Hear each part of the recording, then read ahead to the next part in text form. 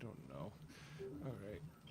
Jam is truly outrageous. Truly, truly, truly outrageous. 1, 2, 1, 2, 3. They say resist is futile. That individual is out of style. It's a simulation of a world.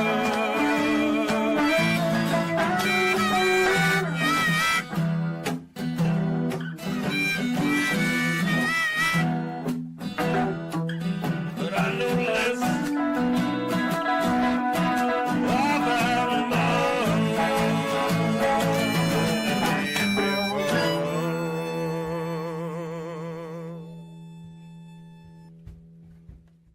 Let's see what's out there. Engage.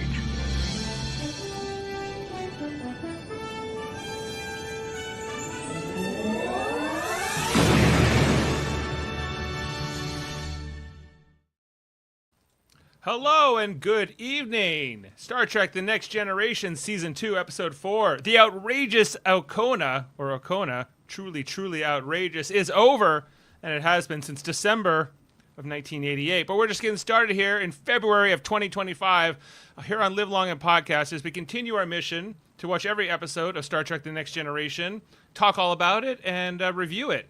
I'm Dave Mader, a live stream here on Facebook, YouTube, Twitch, or you might be listening to us on audio version. Got a great panel here to talk all about this episode. First up, we got Heather Narduzzi herself, the friend of Garrick. Hello! I'm very excited that you played the gem theme at the top of the show because I think Okona is truly outrageous. Truly, truly outrageous. Well, that was what I wasn't sure if it was going to land, but thank you. And Adam, I'm guessing you didn't grow up watching Gem and the Holograms, but maybe you did. I don't know. No, and it didn't land with me. It didn't. Sorry, Heather. No, and I'm sure not my wife either, or any Gen Xer. Well, Heather, I know you're technically, but you're on the other. I'm an exennial. Yeah, you're on that borderline like I am. So, so here we are to talk about this episode, Star Trek: The Next Generation, The Outrageous Okona. This was the 30th episode overall, and in this episode, the crew of the Enterprise encounters a flamboyant space rogue named Okona, while Data tries to learn humor from a holographic comedian. So we're here to I forgot that this was the episode with Data in the holodeck comedy subplot. Amazing. Me Loved too. it.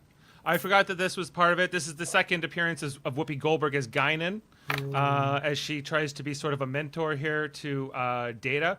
We also have Joe Piscopo here to play the role of the comic of Saturday Night Live fame, and I don't know what else Joe Piscopo is in. I don't know, but he looks like a juiced up mullet wrestler in this episode. Oh, wow. His head and his neck are the same size, just straight up. Yeah, he's he didn't make me laugh at all. So he actually was in Saturday Night Live like in the early 80s. Which is like the roughest time, like the worst era of Saturday Night Live. Right? Yeah. And this was post, 4 years after he left. So, Hi, Sam. yeah, Sam. Hi, but he had done a couple movies in the meantime, like Johnny Dangerously with Michael Keaton. Sorry, I'm looking here. But nothing major, Dave. Like he wasn't, like I don't remember. Like we all knew who Joe Piscopo was in the 80s, but we didn't really care about him. I didn't care. Yeah, I'm assuming he was a stand-up comic in the 70s, I guess. Or... He was. I believe he had a stand-up comedy background, and I love Saturday Night Live and have read a lot of the lore surrounding it. And his big claim was that his Sinatra impression was the only one that the Sinatras themselves approved of. That was his big brag. Right, yeah. Yeah. I remember hearing a story like I think they fired the entire cast of Saturday Night Live at one point except for Eddie Murphy and him. Is that accurate? That's absolutely true. That's correct. Yeah. Yeah. So I guess he survived that. So some credit there. Yeah, that part of it, and then of course we have the Okona storyline itself, the lovable rogue. I'd say Next Generation's attempt to create their version of Harry Mudd, played by William O. Campbell, which Sam has pointed out was an actor who was in the running for Riker, as well as was Jeffrey Combs, who went on to voice Wayoon and or not just voice but play Wayoon and Brunt. And other I characters. did not know that factoid that William O. Campbell was in the running for Riker. I mean, I get it. When you have the two of them on screen, it's a very similar energy. But Frakes just blows this kid out of the water charisma-wise, really. He was actually Gene Roddenberry's choice. Was he? Yeah. He might be. So Frakes was somebody else's choice or something? Is that Apparently, yeah. Yeah, because Frakes has the same birthday as Gene Roddenberry, and I always thought that maybe that put him over the edge with getting the part. Apparently, the studio insisted on Jonathan Frakes. Well, they made the right choice. Yeah, well, this guy is good. I think he's likable too, but Okona, I would say we never saw him again, but that's not exactly true. We did see him again in Star Trek Prodigy, and briefly in Star Trek Lower Decks, in a non-speaking role. But Heather, I really liked. I like this character. I think he might have been a good Riker. I just can't. I have such a crush on Space Daddy Riker, like really, and Frakes as the character. So I have a hard time imagining anybody else in that role. But I don't disagree that he would have done a good job with it. He certainly had the charisma and the looks, and he was a little smoother than Jonathan Frakes was. I thought. Congrats, Sam. Oh, congratulations, Sam! There you go, Sam. That's wonderful. Starfleet Academy. It's your first step. Here he comes. You can program some good holo programs for us. I found this when you say he was more smooth than Riker, I find that off-putting. It feels more like a work where Riker / Frakes it seems more genuine to me. Like, I wonder if if both of them came in with their auditions, and if we were there in real time and we were debating who was better, who did we like more, who had more charisma. I'm sure these were all conversations that they had and debates because apparently it was months and months of casting before they settled on most of the primary cast, with the exception of Michael Dorn, who I think was a character added right before the pilot. And he had to go against 2 other guys, but it was not the same lengthy audition process that the rest of them went through, in the same rigorous way. So but anyway, I think that it was interesting to bring this actor in. I think he is likable. And let's run through this storyline in terms of screenshots and what we saw. Before we start, I'd like to say, I usually serve a look. I didn't have time tonight, so I wore my friend of Garrick shirt and a dumb ponytail in honor of Okona. Okona. I didn't even realize he had the ponytail until he turned his side profile, and you could see this clip-on horsehair shit sticking out the back of his head. Woof, that was rough. But from the front, he looked gorgeous. The way Dal RL from Star Trek Prodigy would say, I just wanted you to look at me like you look at Okona. Yeah, look at me like you looked at Okona.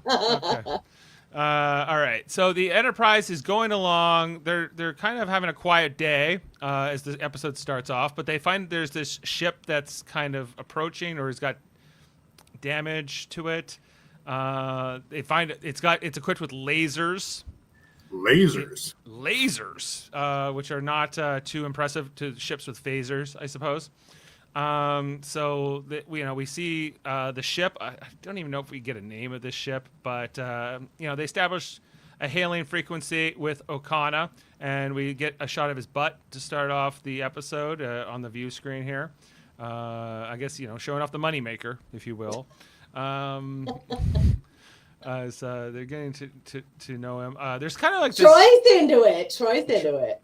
Troy's into it, and many of the other women are into it right away.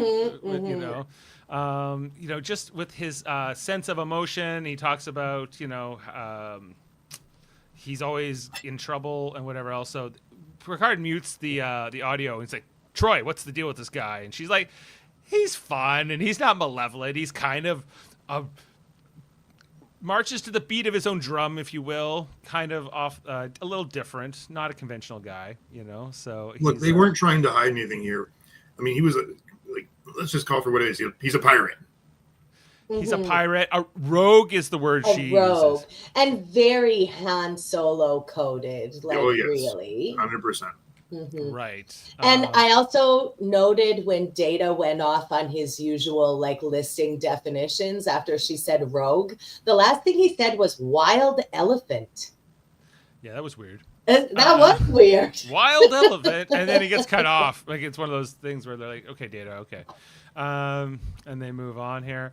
So they said that they can help Okona repair his ship, but they want him to like beam over and whatever. And then Okona's like, "Is that a woman's voice I heard?" It was, yes, Picard says, and he's like, "Great." And then Riker's like, "I like this guy." Right here, I'm like, is Riker super stoked to hit on chicks with awesome wingman Okona, or is he like hot for him? Because I think both. I think it's game respects game is my interpretation of it. And he's like, I don't know if he wants the competition, but he kind of likes the. He sees it right away. He knows right away. Yeah. Yeah, even Troy's kind of, indicating a little bit. And anyway, Picard's like, "Oh yeah," because gives this kind of look to Riker. He's like, "You approve of this number one, do you?" He's like, "Oh, do I ever, sir?" Yep. So that is our teaser for the episode. As we jump into it, of course, the title, "The Outrageous Okona," as we see the ship here coming into tractor beam range of the Enterprise.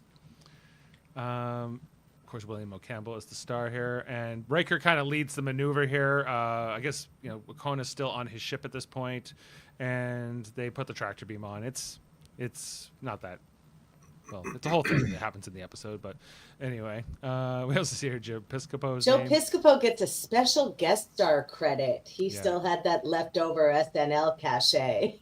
Yeah, I suppose he did. Yeah, everybody, like I said, everybody knew who he was, but nobody really knew him. Yeah, he wasn't like famous, but he was famous enough, I suppose. No Pulaski in this episode. She does not make an appearance. But Whoopi Goldberg, of course, back as Guinan, as mentioned. And Terry Hatcher. Lois Lane herself, Lieutenant. Uncredited. Oh, really? But it's I think Terry Hatcher had been on shows like Night Court up until this point, and it's not like she was not. Her career was going, she hadn't done, of course, Lois and Clark yet, but which was, I guess, her big role. And when I think of Lois Lane, I think of Terry Hatcher. She is my Lois Lane from that show that she did with Dean Cain in the 90s. And she was, was she a Bond girl as well? Yes. She was. Oh, was she? That's right. She was also on Desperate Housewives. Right, yeah. So I've always been a fan of Terry Hatcher. I remember her being on Night Court and this, of course. So Okona beams in, has to surrender his holster and to Worf. And then Worf's like, "Where's the other weapon?" And he's like, "Well, it's more of a piece of jewelry than a weapon." And he hands him his knife. That looks like a pretty serious looking knife. So I don't know if it's a piece of jewelry, but it's serrated. He's like, "It's jewelry. It's a bread knife. It's no big deal, Worf. Don't worry about it." No biggie. So Worf examines that. So anyway, Can you go back one shot, please? I really like this shot of all the Enterprise men lined up inspecting him here. Yeah. That's fun. That's cool. I like how Wesley is always looking confused. Yeah.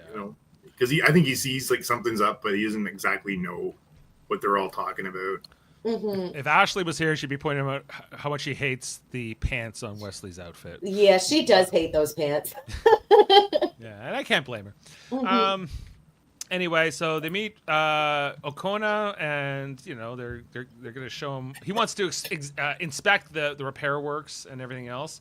And then he meets, he says, Commander Data will show you such and such. And Okona assumes that Wesley is the commander, not Data.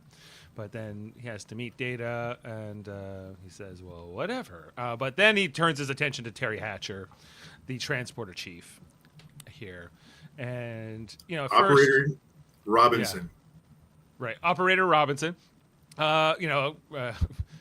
Riker's like just makes this look here to Data as he's checking out Okona's moves here. He starts hitting on Operator Robinson, perhaps related to Jaemeel Robinson. Who's to say? And she's like, I bet you say that to all the girls. You know, he's like, oh. And she shuts him down, and then he keeps it up, and she's like, tell me more. Yeah, and she's like, oh, okay, that's a smooth line. I'm into it. Riker's like impressed. Worf, not so much. And I don't know how you would describe Data and Wesley in this moment, but they're looking. Wesley is looking on in befuddled admiration. Yeah. So anyway, I guess that he gets her number or whatever.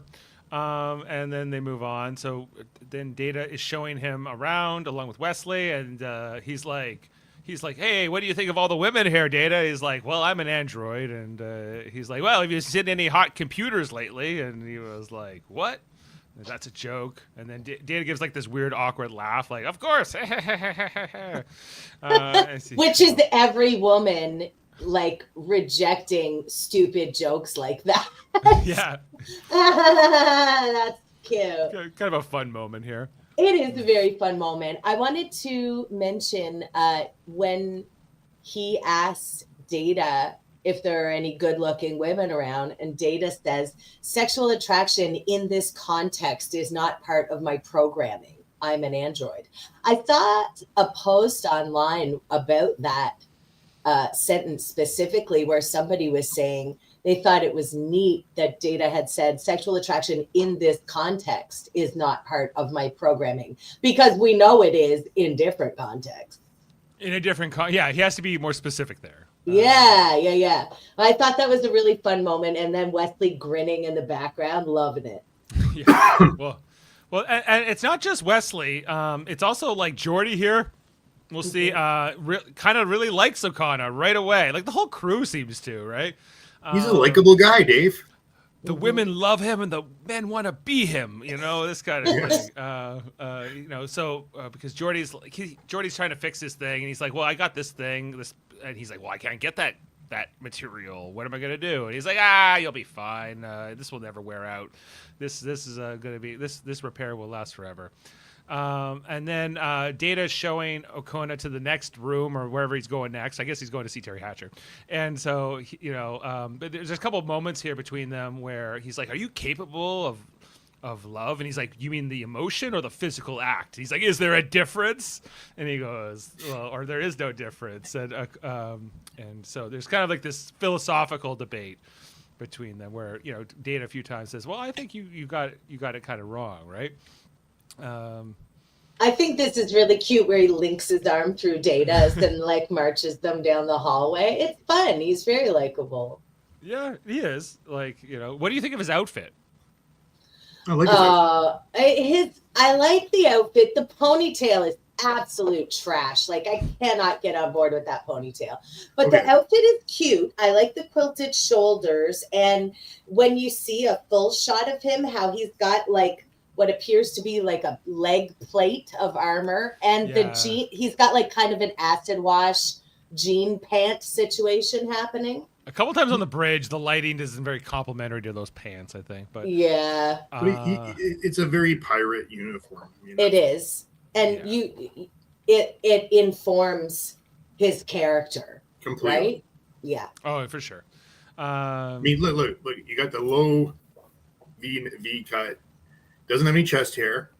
Maybe it has a little bit, but he's got like a little bit, and he's got like these bedazzled strips down the front, and they're metal, so you can tell he's a bad boy. But the puffy sleeves. Yeah, puffy sleeves. Yeah, it's like that. Sleeves. The pirate shirt from Seinfeld. Yeah. So yeah. The puffy sleeves. Yeah, I don't want to wear a puffy shirt. Anyway, so then. The conversation here comes to an end as Okona meets up back here with Terry Hatcher, who's changed into this dress. Mm-hmm. She is serving in this dress. Look at her. She's got bare feet, cold shoulder dress with like ruching on the hips. and she is meeting him at the door. You know they're gonna have a good time. Oh yeah, like she like walks right up to him. And Data's kind of looking on here about what's going on. I love this face. He's peeping. Yeah, he's peeping here. Her dress, like, are those sleeves attached or are they separate? Like, They're attached. It's cold shoulder. cold shoulder. Okay. Yeah. They're attached just like right on the underarm. Interesting. Okay. Yeah. So is the door closed? And Terry Hatcher pays no attention to Data here. No, does She's not care. She looks gorgeous. I love this outfit. does not look bad at all. Okona almost does something with his hand as the door is closing here. I don't know if it's meant for Data or not, but it's a little maybe a signal. I don't know. Anyway, so then Data's trying to ponder everything he just saw. As we have a transition back to engineering, and there's kind of this conversation here between Riker and Wesley about Okona and what he's like, and the type of lifestyle he lives. I'm sorry, sort of without, I don't know, rules or conformity. But he still likes to adventure, but he's not conventional. Then we go over to 10 forward, and we get our scene here with Guinan and Data, where Data's still trying to understand humor. All these jokes Okona's telling, he's like, I don't know, understand. I never understand. I need to learn how to be funny. Guinan tries to counsel him here. I'm trying to remember what the specifics of this earliest conversation were. I think Data was he trying to tell jokes yet, or she says, "You're a droid and I'm annoyed." You're a droid and I'm annoyed. He's like, what? And that's the joke. Yeah. Yeah, and he's like, why is that funny? But she does, because I'm humanoid, right? I'm annoyed. Yeah. I just like to say she looks absolutely beautiful here, luminous, and her hat is made of, I can't tell if it's knit or crochet. I think it's knit, and I think that's if I'm not mistaken, I think that's the only time we see that. And this is the second time we see her. So I think maybe they were still experimenting on what would work best for her shuttlecraft hats, Yeah, that's a good point. Like she has many variations of these hats that she'll go through. And the outfits usually always match the hat color, but I love it. And you can't see it in this shot, but you see in a later shot she's got either locks or braids, I can't quite tell, and they're long, and I bet that Whoopi Goldberg insisted on wearing her hair like that. It looks really cool. Yes, that's right. Terry Hatcher was on Seinfeld. I forgot about that. Oh, yeah. They're real. And they are spectacular. Spectacular. That's right. Yeah. I feel like they forced her role. I still feel like Guinan, really? The Guinan role? No. Oh. I think she's a great addition to this family. I think it was planned. I mean, very planned. They didn't have the black female role yet, and this was that character. Yeah. But also, I'm sure we've all read in the lore of Trek over the years that she was arguably the biggest movie star in the world at that time. And after the first season, she said she wanted to join Star Trek, and they were like, please, God, yes, get on board. Oh, right. I'm just looking back at this. So, and she won the Academy Award and all that stuff back then in '85. And she also won for Ghost, didn't she? Like she did. Ghost was later, though. Ghost was 1990 or 91. Yeah, Ghost was 90. So she hasn't even done Ghost yet. Yeah, Oda Mae Brown she played. Mm-hmm. Yeah. But really, Color Purple was her introduction. I think did she write that too? I think she did. Well, no, that was a Alice Walker wrote that. Okay, but she starred and won the Academy Award for that. So that's what. Yeah, so she was a big star for sure. Like bigger than and back then movie stars and TV stars were kind of separate species. Very separate. To an extent. Yeah. So to get her, a huge movie star, on a television program, like everybody does that now, but it was not done at the time, not heard of at all. Yeah. So she I think she kind of sets Data on this path to going to the holodeck and trying to learn how to be funny from an expert. So that's exactly where he goes. He starts asking for different comedians and I don't know. He starts listing off, like you see this. They list just names of the Star Trek writers and crew here, basically. on the screen. You know, they say, oh, well, Ronald B. Moore, who I think is one of the technical people on the show. Ronald D. Moore. Not to be confused There's with two Ronald of D. them, Moore. right? There's Right, Ronald B. right. Moore and Ronald D. Moore. And so, and Ronald B. Moore in the Star Trek universe was a famous comedian for jokes around quantum mathematics, I think, or something. I'm like, is that where we're going as a species? Where we gotta find jokes about mathematics? Hilarious. He was the funniest. He was the funniest guy in the history of funny, apparently. Of all time. All time. So, you know, we got a long way to go, guys. So, but he says, no, that's too esoteric. So give me something more generic. And he finally settles on whoever Joe Piscopo is supposed to be. The comic. The comic. I guess that, again, we're using the holodeck as we did last week. And, of course, the Sherlock Holmes episode. And Joe Piscopo just starts, you know, going into his lines and whatever. Yeah, His mullet, though, chef's kiss. I think he is on steroids. Oh something. yeah. You know? You don't have that head to neck ratio naturally, I don't think. Like, I'm looking at what he looks like now, and he looks almost the same, like, except for the mullet. Oh, so maybe that's just what he's shaped like. I don't know. yeah. He's from. Guys, I just want to be corrected. She did not win the Academy Award. She was nominated for Best Supporting Actor or Best Leading Role, but she did not win she For the won color Ghost. purple? for Color Purple. No. She did win for Ghost for sure, though, for supporting. Yes. Yeah. That But I you know who didn't win an Oscar? Joe Piscopo. No, never even nominated, guys. You know, maybe one of the generation's greatest actors. Who's to say? No. No. No. Greatest comedic minds. Maybe. No, that's Ronald B. Moore. Get That's with the Robbie program. Moore, but he hasn't even been born yet with all his math jokes. So, Now, I wonder if either of you know this. Is the name of the comedy cabaret a reference to something? it's Shamrock with a CH. Is it Shamrock? I thought it said Sharnock. Charnock, but Shamrock with a CH makes more sense. Oh boy, you guys are digging hard. I'm gonna go find that for the fun facts. Shamrock Okay. Comedy Cabaret, it says. Mhm. Anyway, and so they start. Data wants to know what is funny. Apparently, words that end in K are funny, That's true. like look. I don't know. What was it, like a briefcase that looks like a fish or something? Yeah. And I don't know. It And was- Tip O'Neill in a dress? woman's dress.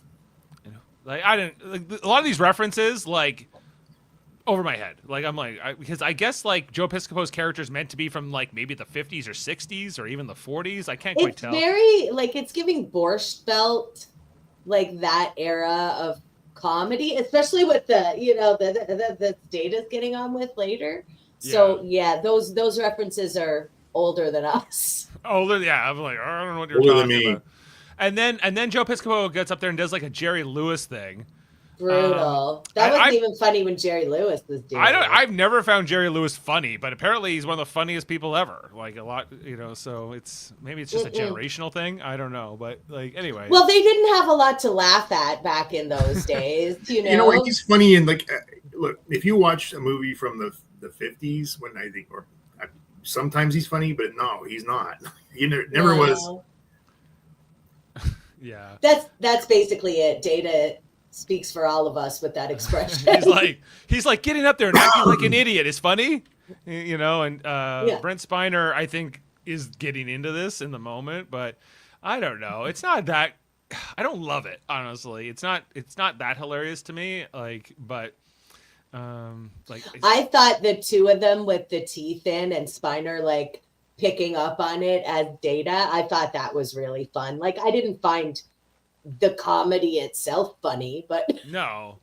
I guess like there is like a charm to it. I agree. But like in terms of like making me laugh then or now, it's not so much. But Not so much. I appreciate more Data's journey here. Then Joe Pisco's character just starts telling stand-up jokes, and Data gets him to like go on super speed, and he just absorbs all of the jokes. Like I can't quite capture here in stills, but it was going very fast. I really like that they had him do it fast forward, faster and faster, and then smash cut to Data telling the joke to Guinan and 10 forward with this accent. Like, I love that. Yeah, I thought that was great. Yeah, and he's telling these like bad jokes, and they were like, honestly, like the funny part of it is Data telling the joke, not the joke, Not the substance joke itself. itself. Not the Yeah, but punchline also itself. trying to impersonate the movements and the hands and the arms and all this stuff. That was great. This You was gotta have funnier the than the cigar. actual. This was funnier than the club scene. Yeah, it's way funnier than the Jerry Lewis stuff Ugh. to me. But I then kind of hates it. Guinan's like, no, these jokes aren't funny. He's like, did I not tell it right? He's like, no. She's like, you told it. Maybe your timing's off. I don't know.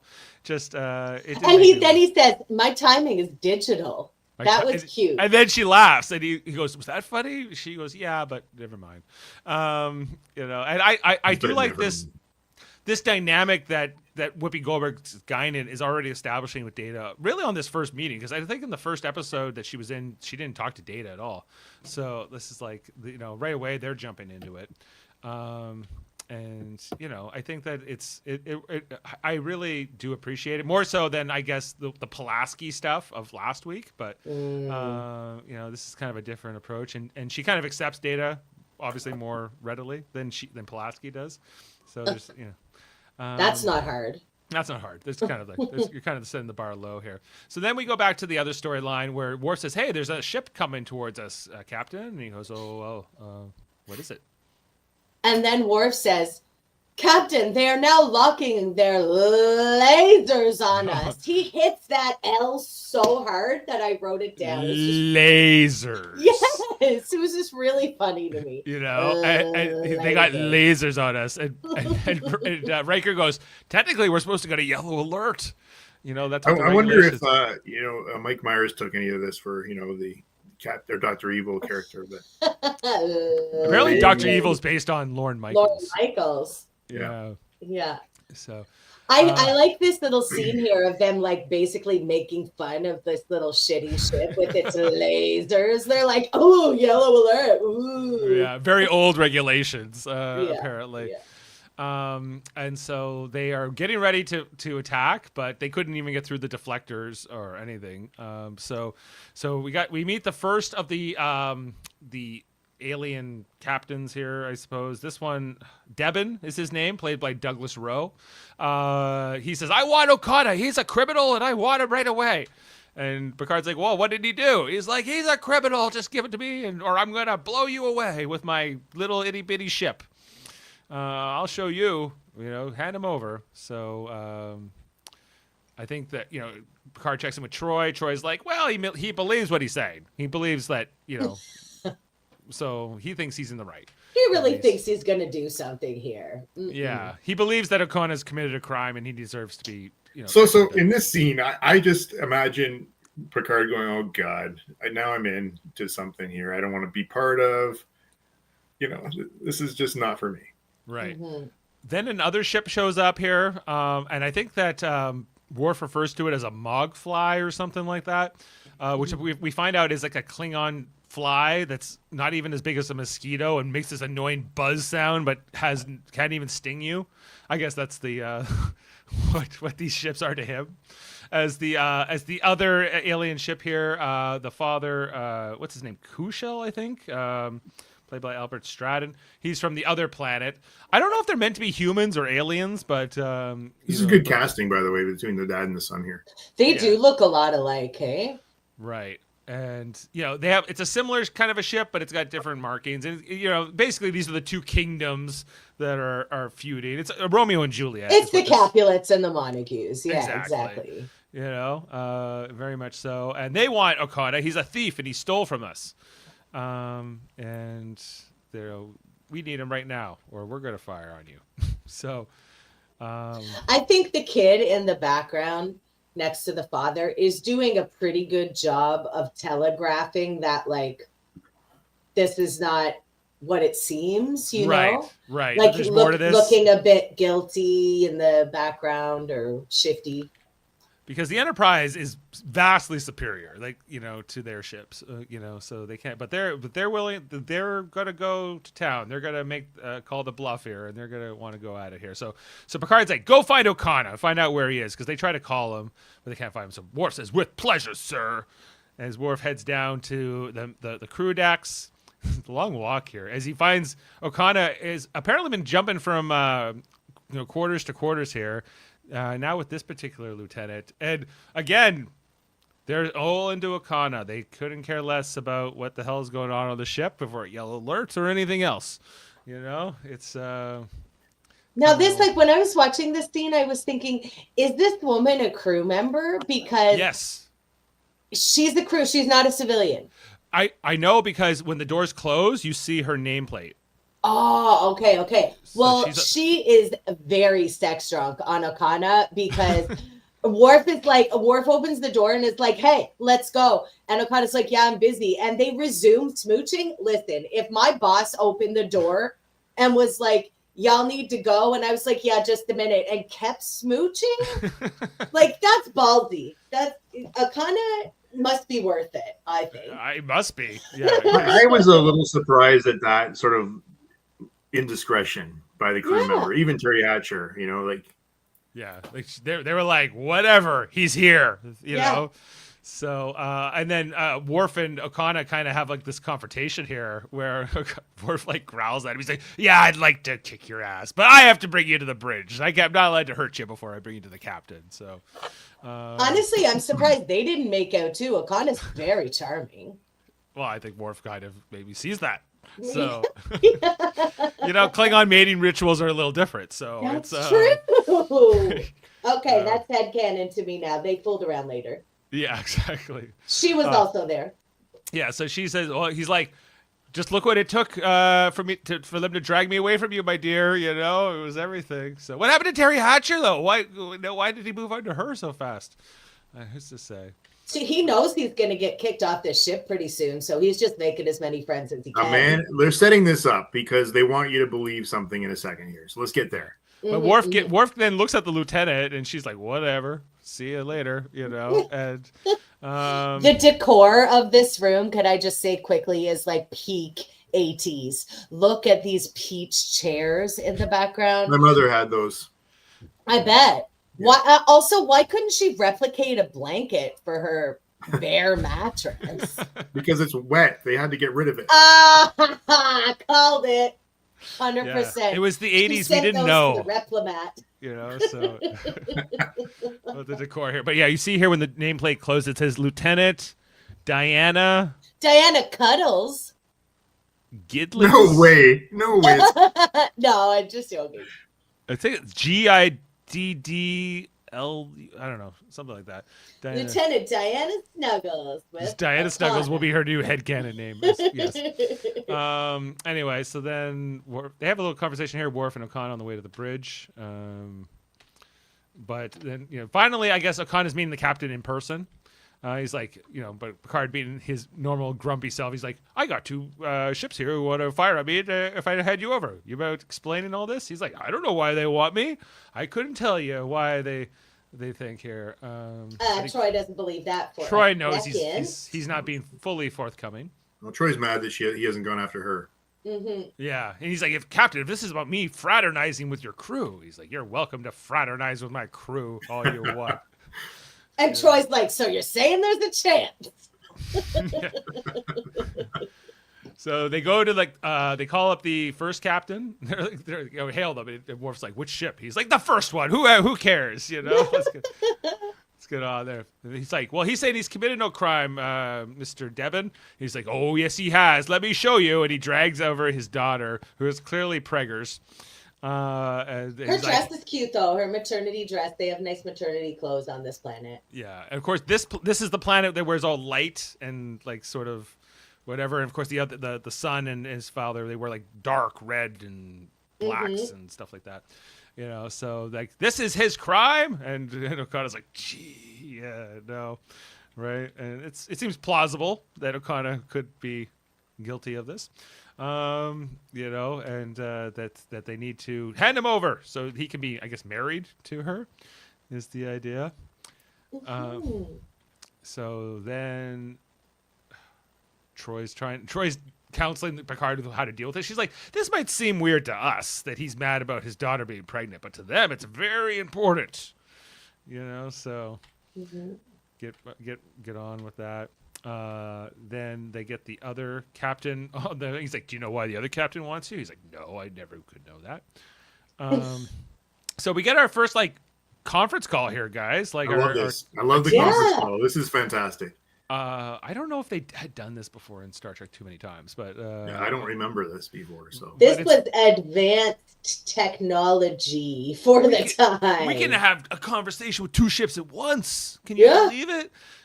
So this was a lot of. This is Zoom. This is Zoom 40 years ahead of time. Exactly. He's like, look, my daughter pregnant, and then the other guy's like, who cares about your stuff? They stole our sacred jewel or whatever. He's got to pay for that. So I think eventually they settle on coming maybe back over to the ship. Oh yeah. Well, Picard and Okona have this conversation in the ready room where Picard's like, I don't really care about any of this. It's not really my problem, but I have a problem. You're in my custody, so I have to now figure out, what do I do with you? Do I hand you over or do I not? I'd like to understand what it is. And he's like, well, even if I turn myself over to one of them, then the other is going to declare war, and say they're going to want him instead. So it's not as easy as turning himself over. But I think that, he's trying to figure out what to do. Then we go back down to engineering, where I guess Okona's plan was, I'm just going to leave. I'm just going to take my ship and go, and then they can chase me and then, get the Enterprise out of the equation. So while Geordi's fixing up the last part here, there's this conversation, and we see that Okona's holding the jewel down here that he's. And this is where this starts. Okay. This part of the episode really bugs me. I hate when Wesley starts judging. Yes. Wesley's like, well, why would you be such an idiot, Okona? Yeah. I couldn't be like that. I couldn't be like that. See, Dave, I do remember this. Yes. It harkens back to the conversation with Tasha Yar about why would anybody do drugs? I would never do drugs. The writers really did the Wesley character dirty a lot of times. Right. What it really shows, though, is he's such an immature. I don't get sometimes why he was chosen to be. Never mind the character. I'm saying the character written to be part of this crew, because he's got so far to go, and maybe that was the reason. I don't know. But again, he's only 16 at the time, in real life, and I think his character's roughly the same age. And yeah, I guess they're who should we give this line to? We'll give it to the kid. He doesn't know anything. He'll be so confused by these adult problems that. Yeah, they do use him for that sort of exposition quite a lot. Yeah. So I don't know, but this is the conversation that gets Okona to kind of reconsider his plan. I don't know exactly what it is that Wesley says to him that clicks with him, but he's like. But Geordi's like, well, here's your part. And he's like, I don't need it. I'm leaving. I'm not trying to run. I've changed my mind. So they come back up, and he's like, Captain, I've changed my mind. I'm not going to turn myself over. Let's get them on the conference thing. I am going to turn myself over? I don't know. But he's like, okay, well, since I would rather be forced to marry the girl instead of having to answer for theft, I will choose that planet to go to. And they're like, no, you can't do that. So they all eventually agree to beam over. Let's have a face-to-face meeting. They don't go to the observation lounge to have this meeting. They go to deck 14, which I thought was an interesting choice. Yes, because Terry Hatcher's there. Terry Hatcher's there, I guess. Yeah. She's beaming in. It would have been a nice touch if they brought that, Ensign or Lieutenant Cuddles there. Are you here to take our man? Yeah. And then it just devolves into Jerry Springer. Yes. On the transporter pad. Right. We get a little look here between the son and the daughter from the Romeo and Juliet of it all. So a few hints, but yeah, this is this room, this funeral parlor. I don't know how to describe it. It's a conference room. It's a conference room. And they're all kind of going around with the different. I like how he's Okona's looking very amused by all this. Oh yeah, he never takes it too seriously. So then Okona, he kind of reveals here that Benzin had offered to marry Yanar, or no, she doesn't want to marry Okona, right? They're not speaking up right away. I don't want to marry anybody. I don't want to marry anybody, and then she kind of storms off here. This scene kind of goes a little long here. It's not great, and she's not a great actress, I don't find. But No. I really like the dress they put her in and her little like Pat Benatar haircut. Very cute. And yeah, right? Look at her. And Love I is would the battlefield. yes, and that's what she's experiencing right now, the battlefield of love. Played by Rosalind Allen from New Zealand, actually. Oh, Yeah. So originally. well, she does a good job at speaking with an American accent then.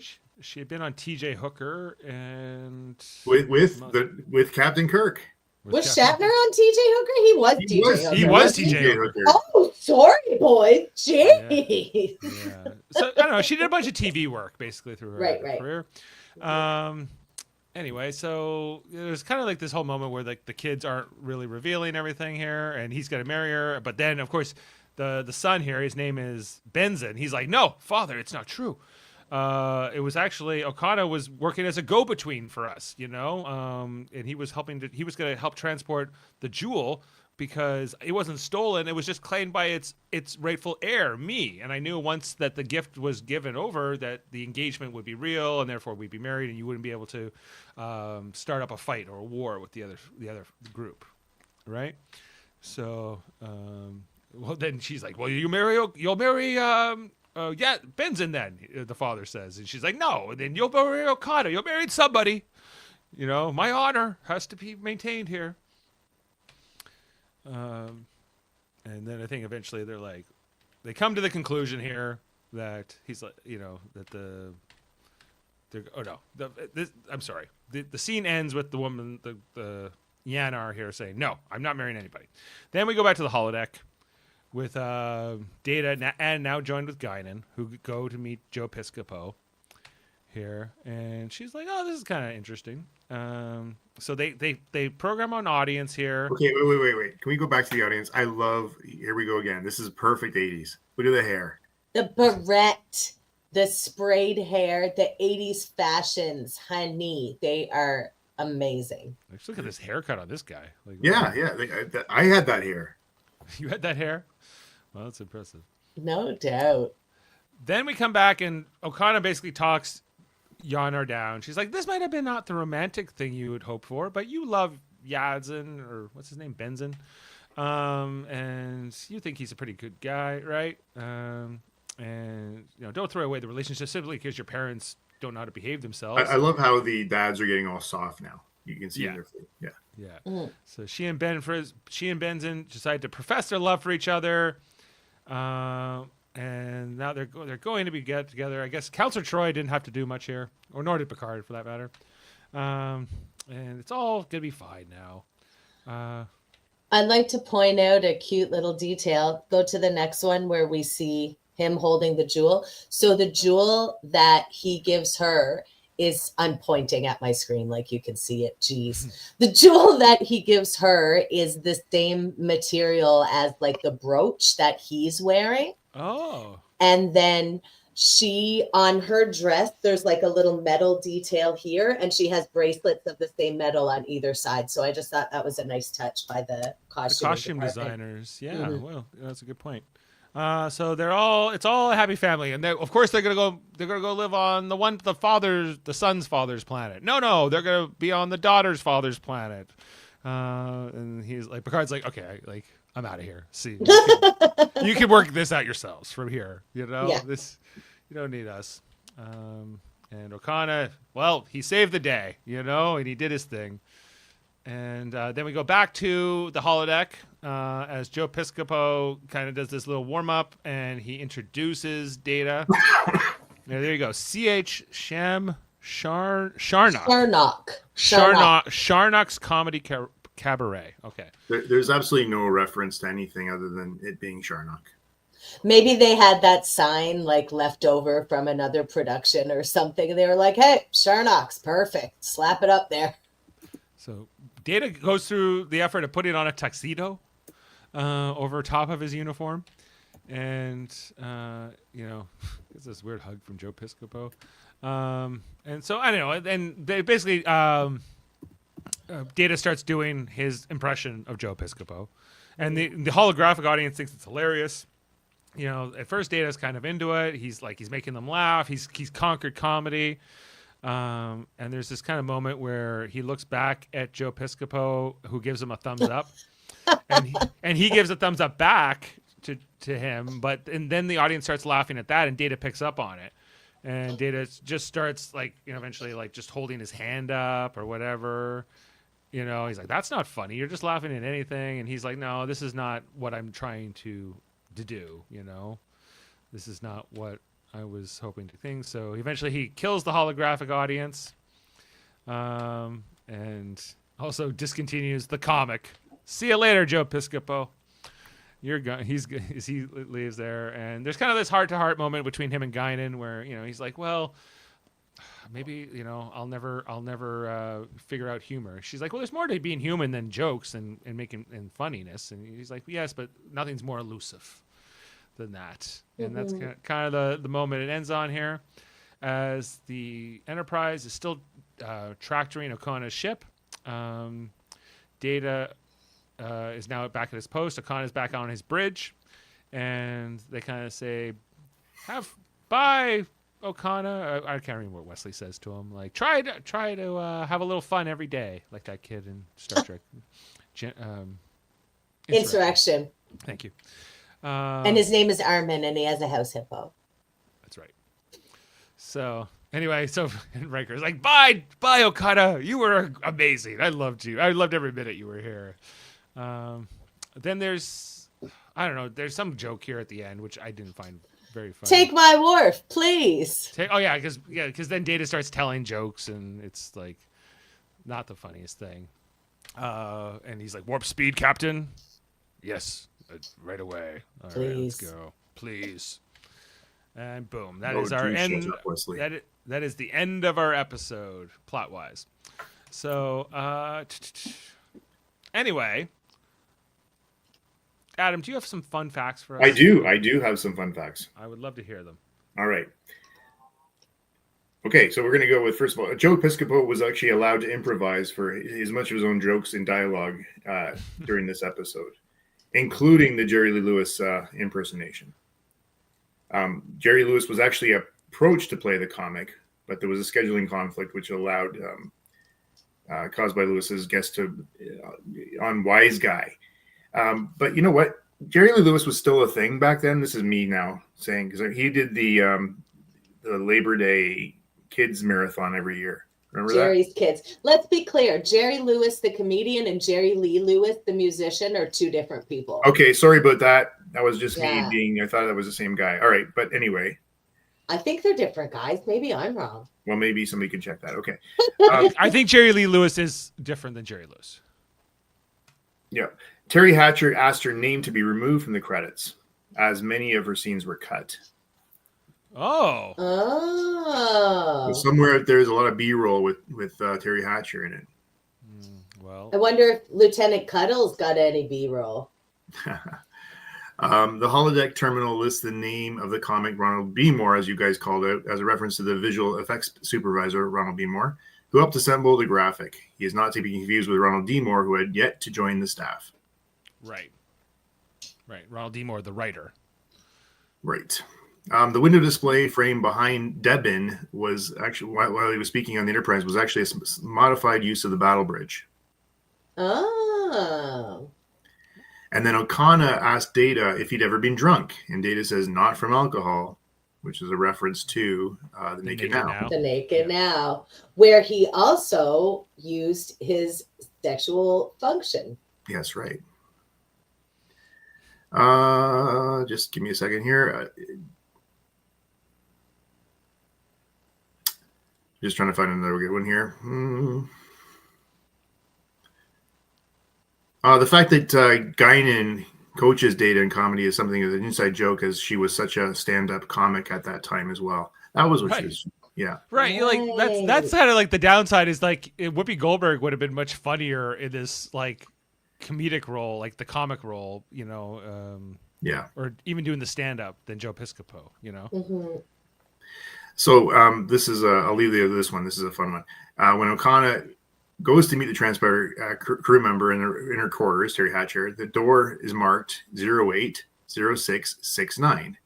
Lieutenant R.C. Robinson. The last two digits of the room appearing seem to be a wink at what was expected to happen after those doors closed. Racy. Oh, is it ever? And then the scene cuts to us seeing Data's confused expression. So that was funny.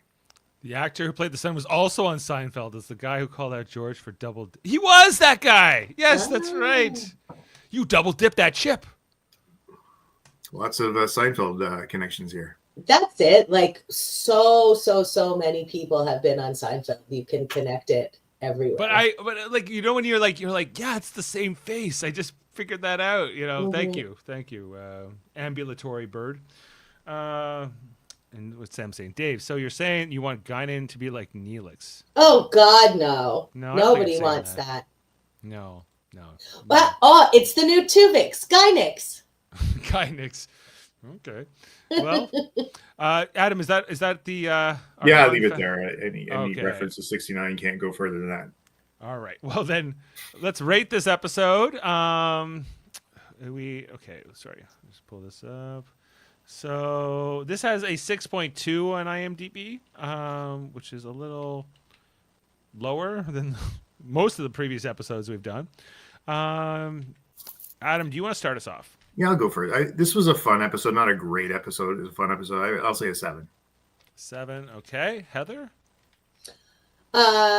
I will say a 7.5. I wrote 7 first, and then I added a 0.5 at the end when Data said, "Take my wharf, please," because I just thought it was so corny, and that was a really fun episode, like way more than I remembered. Loved But it. you know what, though? Like, that joke in itself, like, "Take my wife, please," like, that was, like, way back. That was like the 20s. No, it wasn't that old. 60s, I think. I don't know. 50s, 60s, who knows? I remember Anyway. that. I remember that joke's in Goodfellas, which Yes, Actually- it was Henny Youngman. yeah. Yes. And I just realized, yeah, even Goodfellas had not even come out yet. Like we're still before all that. Like, That's true. That's true. Yeah, okay. so it's very old fashioned kind of humor that wasn't even funny when it was current. But Sam's saying a 7.6. 7.6.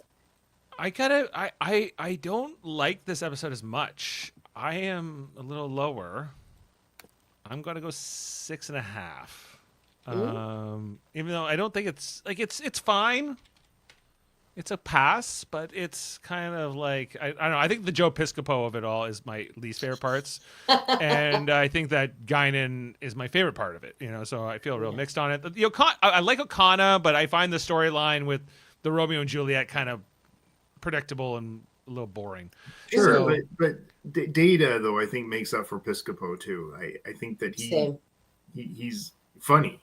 He's funny trying to be funny. He is funny trying to be funny. That's true, and like endearing, I think as well. So like I so that's why I'm like I was like I'm somewhere between like a 6 and a 7. So I'm gonna like the kitty. Yeah. Yes. So everybody, the next episode we're doing is Loud as a Whisper. That is so sweet. coming. Yeah, I didn't really recognize it by the title, but this is the one with the guy in his 3 chorus. Oh, I don't Yes. know. So I'm hoping we can do this next Thursday night. So that's when we're aiming to do this. I remember not really liking this episode, but just from this still, I feel like I have to watch it just for the fashion. Like, look at this, gorge. Yeah, well, He has James- got like serious hair, though. That man, I'll tell you. Yeah. It's Yeah. something. that hat on that one guy. Well, interesting. We'll get choice. at it next week. We'll get at it next week. So next Thursday, we'll be talking about that. Adam and I are going cruising in 2 weeks or a week and a half. So we'll probably be taking at least a week off, unless Davin wants to. We should do it from the cruise, Dave. You're on vacation. Take a break. Yeah. We're just gonna do the podcast so that you talk shit about you while you're on the cruise. We might be able to like call in. I just don't think we could run it from there, you know. So anyway, so we'll figure that out because that particular episode will be the Schizoid Man if we ended up doing it that week. Oh, that's a good episode. You know, so anyway, that's all the next gen news here on Live Long and Podcast. Of course, check out all our great content. We recently covered Section 31, the movie. You can hear our thoughts on that. We also wrapped up Star Trek Lower Decks and talked about the whole legacy of that show. Go listen to that if you haven't yet. And we are also covering episodes of The Orville. We are almost done season 3, and we'll be back Monday to talk about Twice in a Lifetime. We ended up having to take this week off, so we pushed it till the next one. So look out for that. Dave, I'm looking actually. I was much harder in that episode in my preamble to our actual discussion around it because I watched it and I really do like it. I think it's a really good episode too. Yeah. So good time travel episode if you've never seen it. So anyway, all that stuff here on Live Long and Podcast and more. Of course, check out everything on the United Federation of Podcasts. I will be on tomorrow night. The reason we're doing this tonight is because I will be with our friends over at Hey, Did You See This One?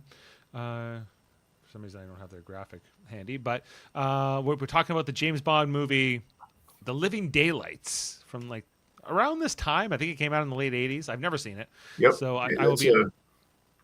Daniel, it's what's his name? Dalton. Timothy Dalton. Yep, Timothy Dalton. Timothy Dalton. I will be on with Jason R. Phillips and Stephen Waters tomorrow night. Probably they go long. They go for like 3 or 4 hours about a single movie. So I could be in for the long haul for it. But look out for that. If robots. I think Living Daylights has actually Priscilla Barnes, who played Terry on Three's Company after Suzanne Summers. Knock on our door. Yeah. We've been waiting for you. Something. Where the towels are hers, then his, three's company too. too. There we go. All right. Well, thanks everyone for being with us on this podcast. Thanks to our panel. We missed you, Justin, wherever you are. And we'll see you next time. And stay truly, truly outrageous. Jam is truly outrageous. Truly, truly, truly outrageous. Beam up some Star Trek content with Live Long and Podcast. Tune in to X-Rated, the X-Men animated review show. Artistic interviews with graphic histories. A roundtable movie discussion with Hey, Did You See This One? And movie reviews with Hold Up, a movie podcast. And while you're at it, spin a few records with Eamon on Track. Watch us duke it out on trivial debates. And let's chat about TV with the Super Mater Brothers. It's all here on the United Federation of Podcasts.